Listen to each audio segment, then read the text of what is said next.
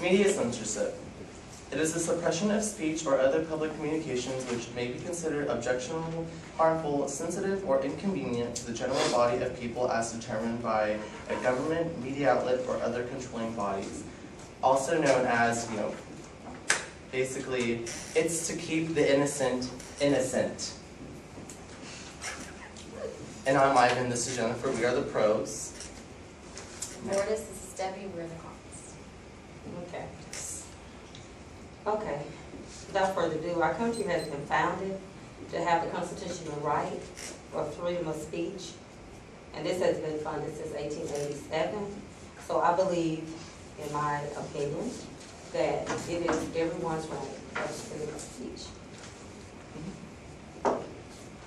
Well, yes, that is correct. You do have some sort of freedom of speech, but you do have to blockade certain topics. You can't, like for instance, one thing that I'll have is pornography. How would you feel if they allowed nudity on, let's say, a commercial during like Nickelodeon or Disney? How would you feel if your children were to be seeing that? And then that leads on to having to say, "Hey mom, I want to walk out in the nude." How would you feel about that?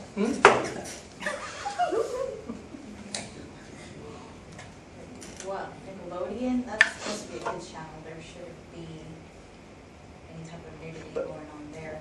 But speaking of things for children and what they should and shouldn't see, there's lots and lots of books, movies that are being banned and that we're not, that just because of media censorship. Take for example, I have a list here of Mice and Men. For example, that one's one of the books that's on the banned list. Lord of Flies, How to Kill a Mockingbird, that one's actually on there. So by blocking out and by banning all of these books, movies that we use to enrich children's education, now we're blocking them out, and what that means is that we're not able to teach them about the Great Depression and just being nice to your neighbors, just because we have to block out certain books, just because it has little details that sometimes we use to help children and widen their perspective. As far as our second affirmative, it would be that it only gives you one perspective when you do that, when you block out certain details within a broader picture. People are entitled to have different kinds of views as well, not only just one view. And again, that is just wrong because it's giving rise to and hiding human rights, and it's controlling people. And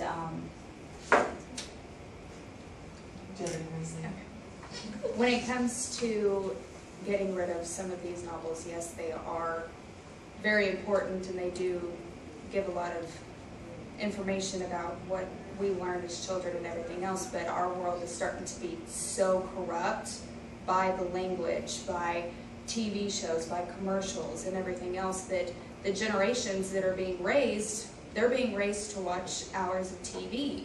They're being raised to sit there and do all this other stuff now, way more than it was back in the 70s, 60s, 50s. And it was a lot better back then than it is now. They still had problems, don't get me wrong.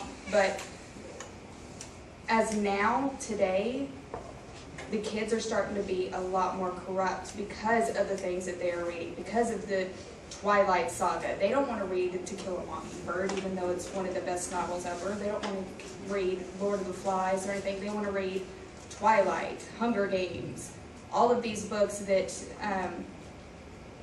promote bad language or anything else. It's like that, and then they have the TV to couple with that, and it's just corrupting our generation. It's corrupting our kids, and it's making them with more violent tempers, more violent behavior, language that is not appropriate for children that are under the age of 18, activities that they shouldn't be doing. So even though it is going against our own human rights to freedom of speech, we as parents need to realize that there is a certain line that needs to be met. There's a certain point that needs to be met in order to keep our children from this corruption. Well, to add to what Lourdes was saying was as far as censorship. As far as I'm concerned, I mean, what does censorship actually mean? It's basically, to me, it's mainly about a degree of how much should be showed and how much shouldn't be showed. Basically, but if the content in the media it has been manipulated by people that have vested interest, at some point, then, you know, the whole point of democracy and freedom basically just goes out of the window. Because basically, people want to imply censorship based on what they feel is right or wrong, but at the same time, us people in society are missing out on certain things, like she had mentioned, allowing kids to know what has happened in the past. And some of the things that has happened in the past was just as degrading to children or to people that should not be viewing it, that we feel that, you know, this should be censored, this shouldn't be watched, this shouldn't be heard, it shouldn't be seen. But at the same time, in this day and time, we're in the 20th century, people are still not censoring, but they're only censoring what they want to censor. So, I mean, there were back in the day, I, you know, looked on YouTube, they had cartoons that were very degrading to African Americans. One called Scrub Me Mama with Boogie Beat. But at the same time, the cartoon depicted basically black people were lazy. Everything, the whole thing was a lazy cartoon where they were just sitting around doing nothing. But it was, even they showed one laying back picking cotton and just slowly throwing it into a bucket when we know that that is so untrue. But it's great to be able to have, even though it's supposed to be banned, it's not banned.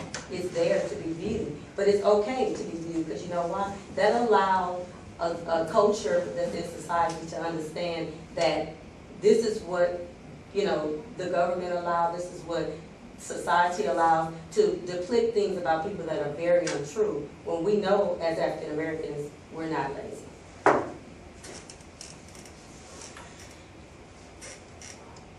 Back around the time when there was slavery, yeah, there, you know, at that time they were saying, yeah, slavery was okay.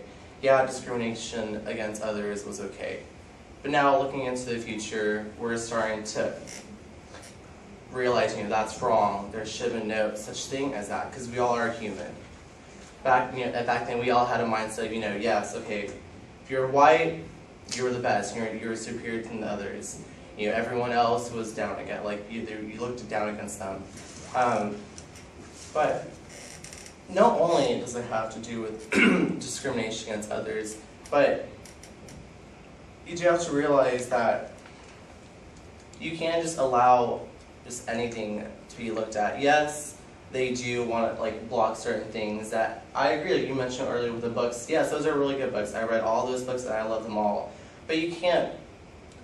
When you mention that they should just let it out, let people see it. Yeah, not at a young age. Maybe when they're older, more mature, like around let's say like 18 and 20 up, when they have that maturity level. You can't allow just having, let's say going back from movies, you know, watching them go into a radar movie where they allow, you know, sex scenes and drug use. Because if you allow 11 or 10-year-olds to go look at that, they'll be going around saying, hey mom, I want to go do drugs. And of course their parents are going to say no, but they're going to go behind their backs and then start doing drugs, and it could corrupt a child's life. Cocaine, if you do it once, you're addicted for life. And you can't ever be not addicted to it. So I feel there are certain ways where you should just censor it. Okay. We absolutely should not be exposing certain things to our children, certain things that we don't want to see, or perhaps we don't feel that they're ready to have it explained to them.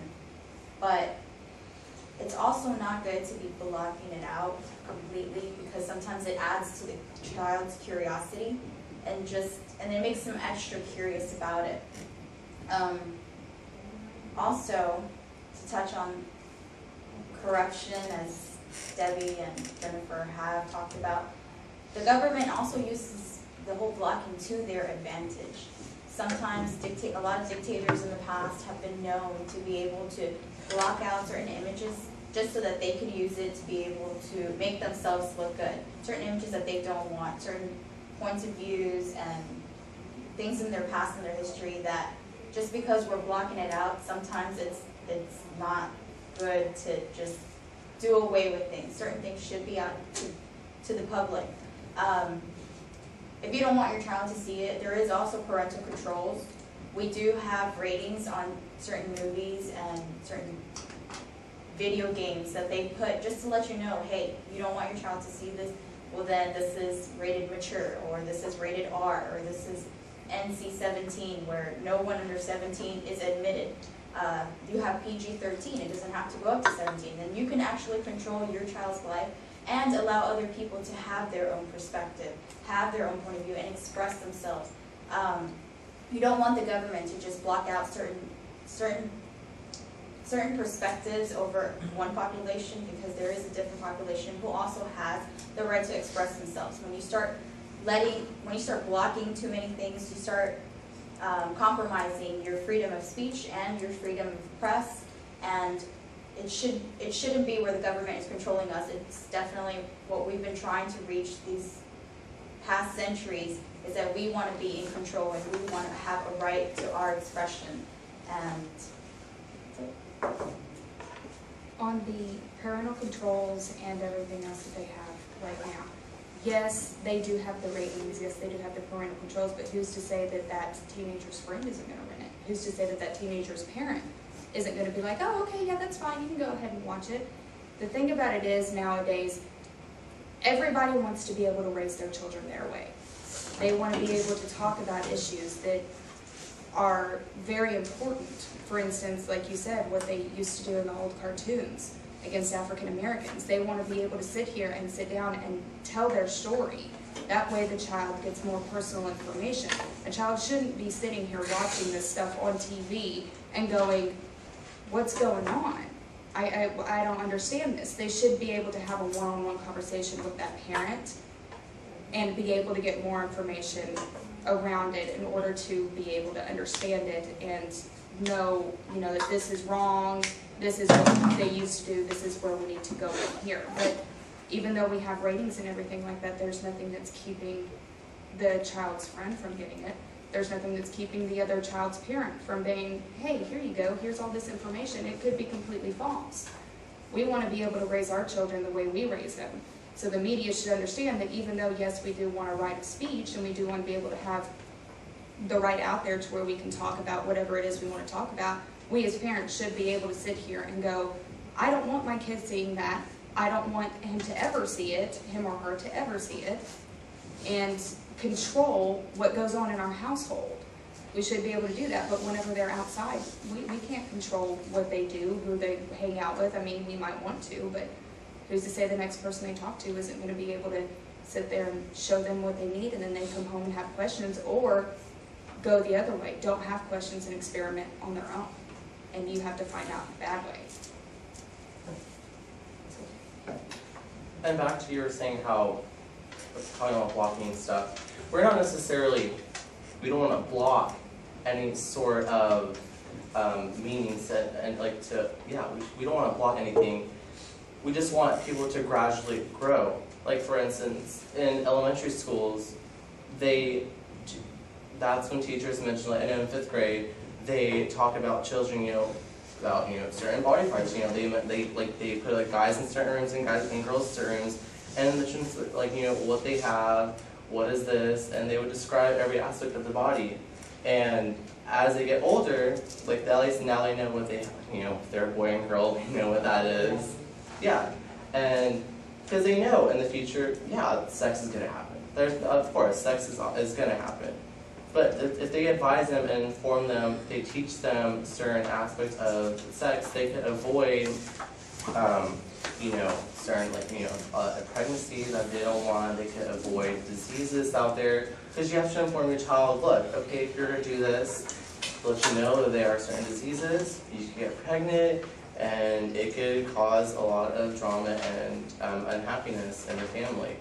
And that's where I lead to, that's where I got the whole, growing up, learning more. In high school, yeah, that's when they get more in depth, talking about sex and using protection so you could avoid those subjects that I just mentioned earlier.